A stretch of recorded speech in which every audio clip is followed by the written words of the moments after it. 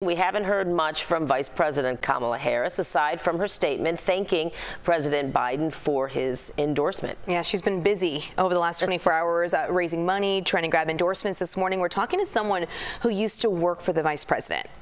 We're joined now by Mike Nellis, former senior advisor to Harris and founder and CEO of Authentic, which is a Chicago-based political fundraising and consulting firm. Thanks for being with us this morning. Yeah, Thank you for having me. We appreciate it. All right, so now I know there's only so much you can tell us, but have you talked to anybody on the vice president's staff? I mean, I've talked to a few folks who work in her camp. It's obviously an unprecedented, chaotic 24 hours for them, but from everything I've seen, they're crushing it right now. They just announced this morning they've raised over $50 million in online donations. Which Audrina and I were super surprised to hear that, honestly. I mean, we were like, wow, in less than 24 hours. Yeah. So, if I may, just what, from a strategic standpoint, should she be doing? For instance, should she go to Wisconsin tomorrow and campaign, even though she's not officially the nominee?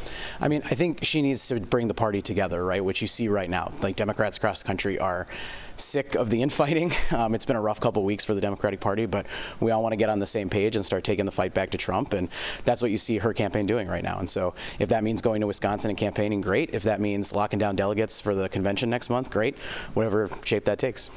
So earlier in the show, we heard from a voter, a Democrat in Wisconsin. We were there yesterday, and she said, I just don't know Kamala Harris. I don't know much about her. So as a former senior advisor, someone who understands the process, what should the first few weeks of this process look like, or even the first week for her? She's got to go out there and reintroduce herself, right? Like, what people know of her right now is they know her as Biden's number 2.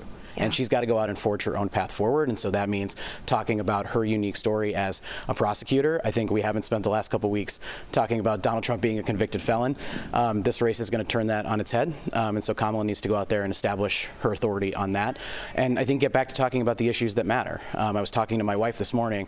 We were really frustrated last week that there was no mention of like IVF at the Republican convention. And my wife and I have a beautiful 5-year-old boy, and we had to go through hell. My wife had to go through hell for that.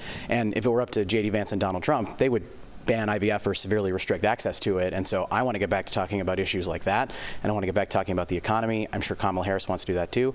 So if she wants to earn the trust of voters, she's got to go out there and talk about the issues they care about. You know, you could argue that every passing hour is a lost hour in terms of a presidential candidate being able to win over voters and delegates, right? So how quickly, in your opinion, does the party need to unify and appoint, anoint, whatever word you want to use, somebody to be the presumptive nominee so they can get working on strategy and campaigning and whatnot? Yeah, I mean, what the vice president said is that she wants to earn the nomination, and I think that's the right approach to it. And like, nobody ever wants to be handed something, and Kamala Harris has never been handed a single thing in her entire life, so she's had to earn every inch of progress she's created for herself and for the people she represents. So let this process play out, and we tend to act like in American politics that it goes on forever, but the truth is like 4 months is a lot of time. That is a lot of time to win people over. It is a lot of time to introduce ourselves.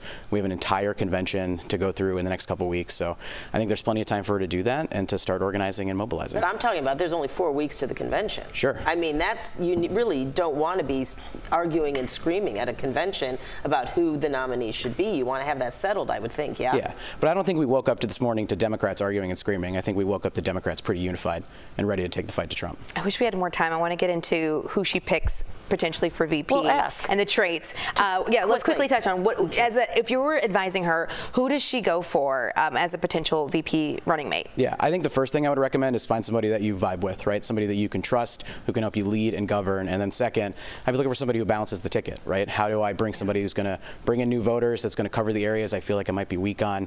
And I think she's got a lot of good options to do that. Do you have a top option in your mind? I mean, I think Governor Shapiro in Pennsylvania is a pretty appealing candidate. Governor Cooper is an amazing candidate. Mark Kelly, senator from Arizona. I think she's got a lot of good options. Okay, all right, Mike Nellis, thank you so much. We really do appreciate your insight. Thanks so much for sharing what you can with us as well.